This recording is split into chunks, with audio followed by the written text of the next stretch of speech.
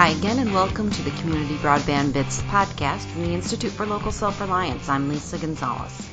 Today, Chris visits with Dana Bailey, Vice President of Corporate Communications at Chattanooga's EPB. We've covered Chattanooga extensively on MuniNetworks.org. Dana spells out the many benefits of the EPB fiber optic network.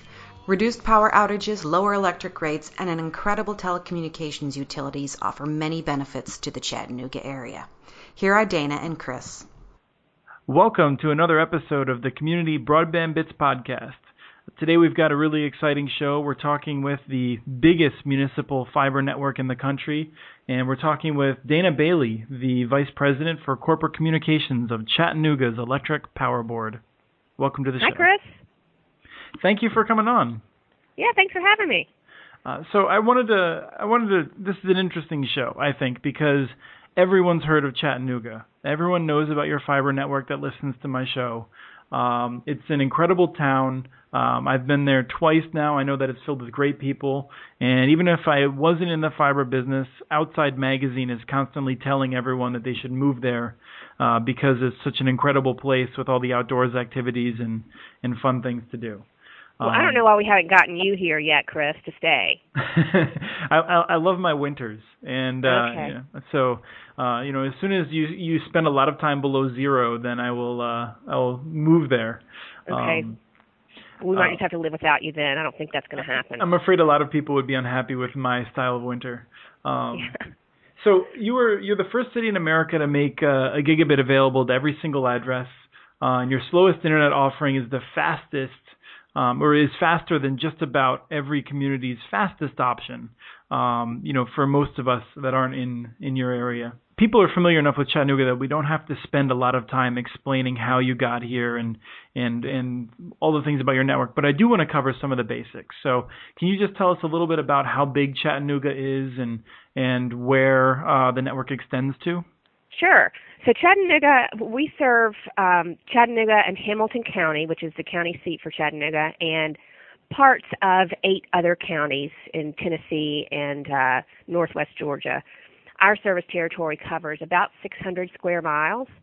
So we have fiber optics deployed throughout the entire service territory. At this point, we have about 8,000 miles of fiber deployed.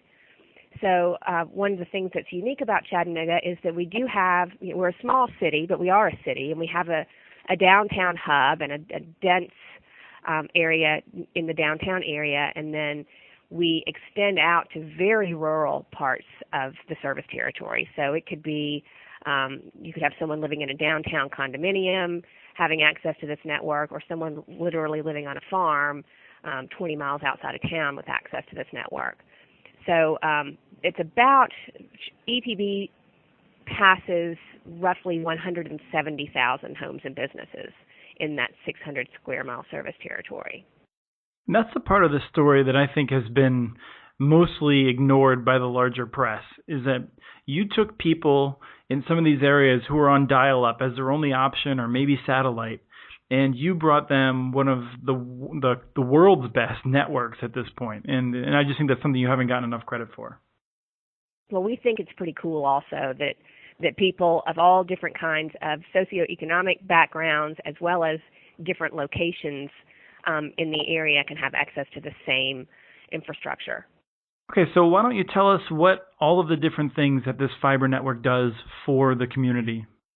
Okay, well, the first thing it does, and this was really a big piece of, this was a real driver in our decision to build this network. The first thing it does is it helps us improve the service we're able to provide on the electric power side.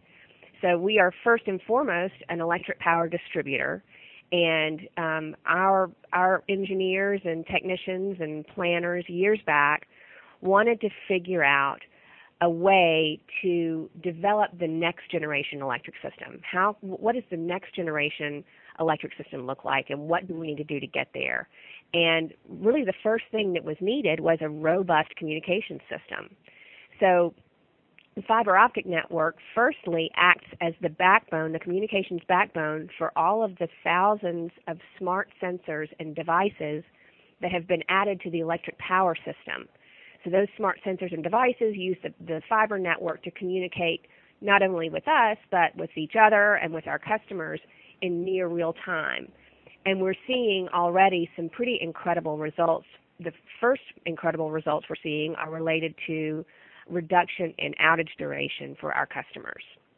There have been many studies conducted to determine or to estimate the dollar cost of power outages on societies. And most of these studies are pretty consistent in their findings.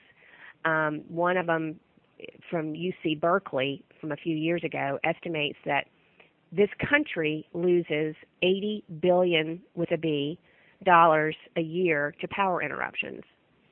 And now that's not a loss to companies like EPB, that's a loss to manufacturers and retailers and restaurateurs and other businesses that can't conduct business when there is no power. So if you take that $80 billion study done by UC Berkeley Labs and you apply it to a service territory the size of Chattanooga, you can estimate that our community loses roughly $100 million a year due to power interruptions. And so one of our big drivers in the beginning was to see what we could do to reduce that impact. What could we do to improve the service that we provide those businesses so that they can be the most productive they can be. So the fiber network was really put down first and foremost for the electric system. And we're seeing on average a reduction of 60% in outage duration as a result of having this network in place now. And we know that that's not just because of an anomaly of you having really good weather over the past few years, because you've been tried with some of the harshest weather that you've seen in the region's history, right? Absolutely. This past year, in fact, I guess it was July of last year, we had a nasty windstorm. It wasn't a tornado, but it was close. It was a nasty windstorm that took down lines and poles all over the system. In years past, that would have resulted in 77,000 homes and businesses being without power for a significant duration. But instead, 42,000 of those either saw no interruption in their power at all or saw a momentary interruption in power. And there are hundreds of stories like that, some of them larger in scale, some of them much smaller in scale. But you're absolutely right. The last couple of years have been pretty trying from a weather perspective in Chattanooga. And the smart grid is performing beautifully. It's actually outperforming what we had hoped. We had hoped for a 40% reduction in outage duration, and we're consistently seeing 60%. So what else does the fiber do besides the smart grid? So the smart grid, there's several other components to it. The big one right now really is this reduction in outage duration. But then once you have the fiber optics in place, you can use the network to provide super fast internet service, like what we were talking about earlier. So we offer internet service to our customers, phone service, and TV services. And the TV and the phone services are great. The internet service is really a differentiator. It's just blazing fast, and people love it. Another positive about that is that the revenue from offering those services allows us to pay for the smart grid faster and actually helps keep electric rates steady. The way we've set it up is we do business under two different brand names, the EPB Electric Power brand and then the EPB Fiber Optics brand. The EPB Electric Power brand actually owns all of this infrastructure. So every time we sell a customer an internet package under the EPB Fiber Optics brand, EPB Fiber Optics pays EPB Electric Power for access fees and allocations. So the Fiber Optics brand is actually paying back the Electric Power brand for every time it sells a service. Since we've been in business, since we've had communication services in business, the EPB Fiber Optics brand has paid the Electric Power brand over $57 million in access fees and allocations. That's the amount. That amounts to about a 4% electric power rate increase that never had to happen. So what you're saying is that the rates would be higher in the absence of the fiber network, that in fact offering the television, the internet services is allowing you to keep electrical rates lower than they would have had to be. Right. We would have had a 4% rate increase had it not been for this fiber network.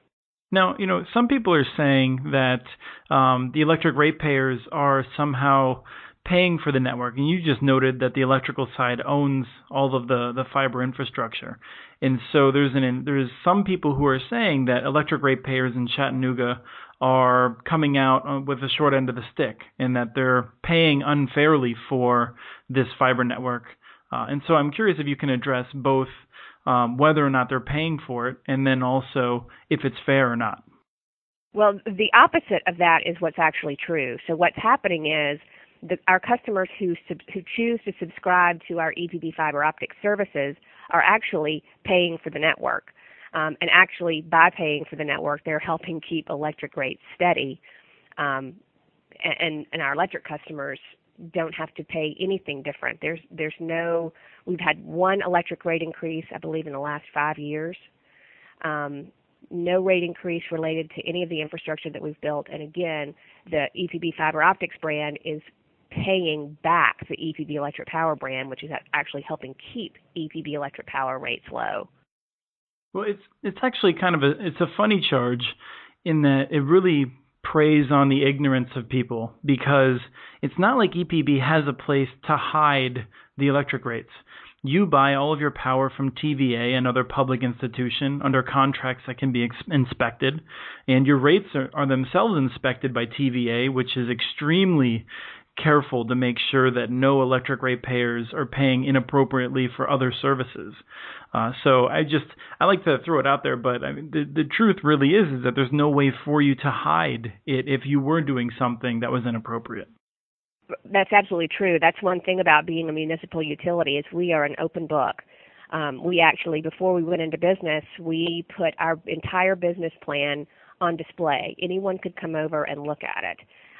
We're subject to open records laws. So there really is nothing within our company that cannot be seen, read, analyzed by our customers or by anyone in the community. So we're an open book. It's about as transparent as it can be over here. So you're absolutely right. But that it would absolutely be inappropriate to use electric power customer funds to pay for a fiber optic network. But the exact opposite is what's happening. The fiber optics customers are subsidizing the electric business. Specifically, you meant the telecommunications services on the fiber optic network, right? Yes, thank you. So one of the things that others say, I mean, there's almost an industry that's been devoted to just trying to slime you, which I know in some ways, given the story of Chattanooga's past, that you're thrilled to be held up in such high regard that some people are paid to try and make you look bad. I mean, it's actually a compliment.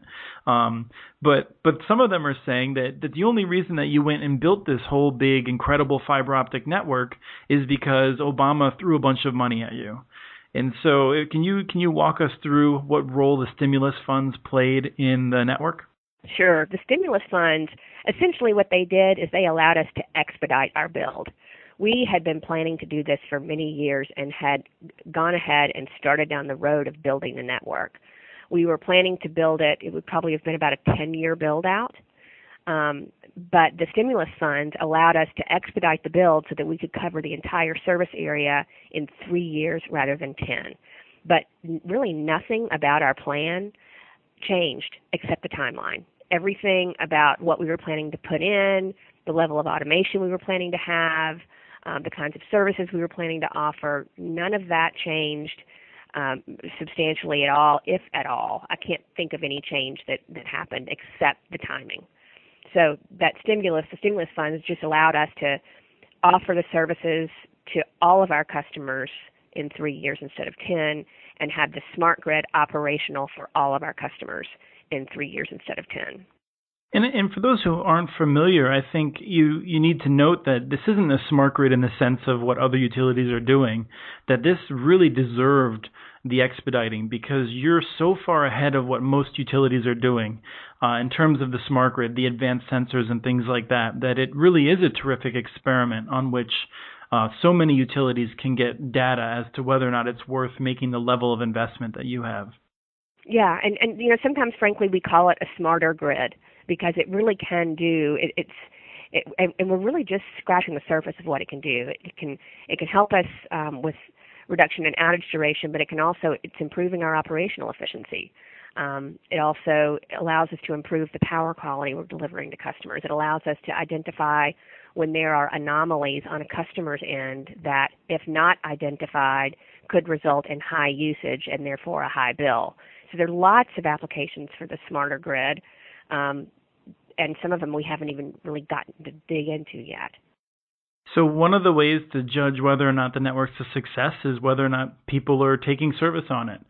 Can you tell us how many people are subscribing to your telecommunications services? Right now, we are almost at 50,000 homes. We're at 49,600 residential customers, and we're at about 4,000 business customers now. So we're right around 54,000 homes and businesses in total that we're serving. That's pretty incredible. I mean, you're in a large region. It's hard to ramp up. Where are you with regard to your business plan and paying back debt? Well, we're well ahead of our business plan, actually. The average annual cost to repay the smart grid portion of our bond issue is $12.4 million. The average annual payment to EPB Electric Power from EPB Fiber Optics is $24.1 million. So we are making double what our mortgage, so to speak, is. We're easily covering the debt service. It's a nice position to be in. And we keep adding customers as part of the beauty also, is that we still add a couple hundred customers every week. So it's certainly slowed down. The rate at which new customers are signing up has slowed down since we first launched, but they're still coming to sign up with us, and we're still getting a lot of great feedback from our customers, which is also, we really like to hear that their customers are happy with what we're delivering to them. So one of the ways that municipalities, measure whether or not they're succeeding or not, and by municipalities I also include utilities, obviously, is obviously the take rate, the number of people that are subscribing, and whether or not they're paying back their debt. But really, the number one reason that most communities build these networks is for job growth. And I know that wasn't your number one priority, but it was pretty high up there on the list. And so how are you doing in terms of job growth in the region? Yeah, you're right, it was a big priority. It wasn't number one, but it was probably a real close number two to our improving our power system. And really improving our power system is also about job creation. If you think about economic development and all the different reasons why companies choose to locate or expand or stay in a particular area, there are a lot of different factors that go into those decisions, and one of them is power reliability, power cost and reliability. Let me just jump in because that's a terrific point. And in particular with Chattanooga, where you have such a strong manufacturing base, I think of Global Green Lighting, which has opened up a factory there, and they're doing really smart manufacturing. It's not just a matter of manufacturing. It's the smart manufacturing that requires, really good, high quality, reliable power, and then a variety of other things as well. And so I think that's it's a terrific point, and it's also worth noting that a lot of these jobs and the manufacturers are ones that it isn't yesterday's manufacturing, it's tomorrow's manufacturing. And something else to consider with that also is that there might be one company with 10 different manufacturing plants, and maybe not enough work for all of those manufacturing plants to be running at full steam. Well, how do they choose which ones they're going to send the production to? We hope that Chattanooga is going to be on the list, and we hope that the reliable electric power here will be part of the reason why we'll be on the list. So it's not even just competing for companies to come to Chattanooga or to stay in Chattanooga or to expand in Chattanooga, but for the Chattanooga plants of existing companies to get the business that keeps them going. Right. So I didn't let you answer the question. How are you doing generally in terms of jobs? Chattanooga is doing pretty well. We've recruited a Volkswagen auto assembly plant and other foreign direct investments, including Amazon. That's not foreign, but an Amazon fulfillment center.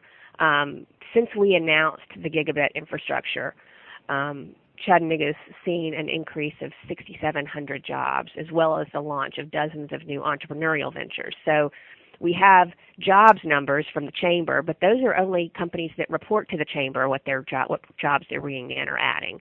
But then there are other smaller entrepreneurial efforts that might not be reported by the chamber, but are just as important. One of the things that we've implemented, or one of the programs that's been implemented, started last year, is a program called Gig Tank, which is a summer accelerator aimed at bringing techies to Chattanooga to spend the summer developing real businesses on the high bandwidth network. And just earlier this week, the 7 companies that were here this summer demoing their new businesses gave the demonstration to a room full of investors and some media and others. And most of those companies have already told us that they want to stay in Chattanooga. The winner from last year moved back to Tampa after Gig Tank was over last year, and when he got back to Tampa, he realized that he couldn't be as productive there as he could here. So he moved his business back to Chattanooga, and they've been here ever since, and they've even expanded. So there's an entrepreneurial movement, there's a technology startup movement happening in Chattanooga that is related to the gigabit connectivity being available, that really is much more, it's more prominent than its numbers might seem. 6,700 jobs is great and is huge, but then there's probably another few dozen of them that have some incredible potential in terms of entrepreneurial success. Yeah, and I should note that I remember a conversation, it may have been last year, where the stat was that 1 out of every 3 new jobs that was being added in Tennessee was being added in Hamilton County. And to have that level of job growth, I think, you have to attribute a lot of that, not just to the fiber network. I like to say that it's not so much that fiber networks attract these big jobs so much as it is well-governed areas that are likely to attract jobs tend to build the infrastructure of the future, and it's that sort of whole scenario that attracts the jobs. It's not just having a fiber network. I'm glad you said that, because Chattanooga's got a lot going for it. The fiber optic network is one piece of it, and we're really proud to play a role in economic development and quality of life in Chattanooga, but we know that we're just playing one role. It's business leadership and the Chamber of Commerce and the city and county leadership.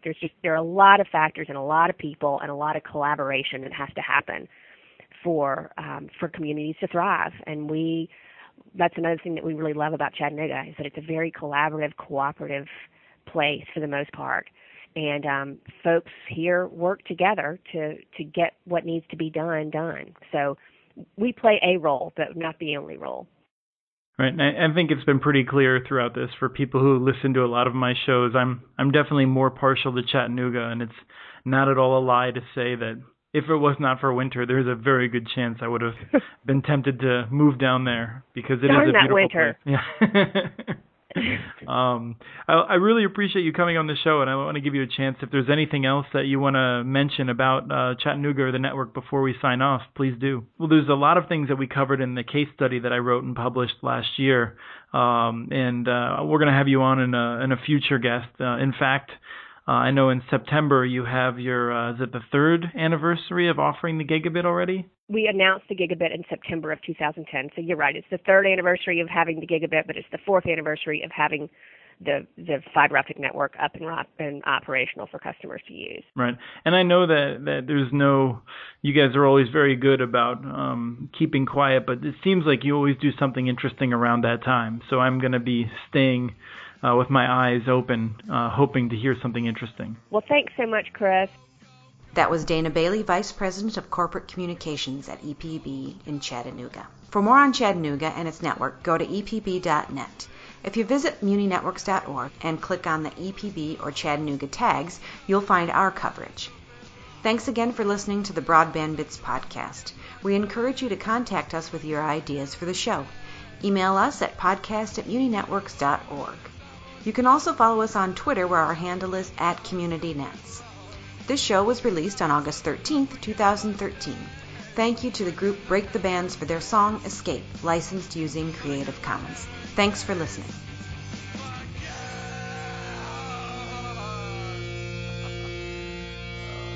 A shadow